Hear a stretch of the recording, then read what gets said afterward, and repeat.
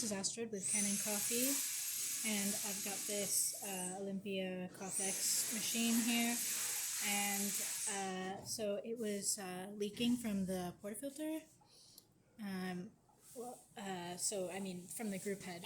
So I replaced the gasket and the screen, and I also did a tune-up on the whole machine. So the tune-up includes the screen and gasket, and I also descaled the boiler.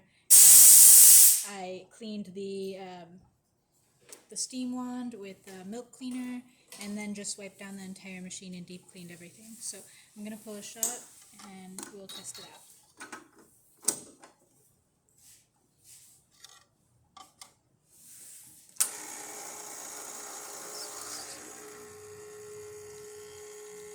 And this is our test coffee, so it's not perfectly calibrated to the machine, so that's why you might see it running a little fast. So I'll just stop the shot there. This is just to demonstrate that the machine works properly. So, there you can see that shot.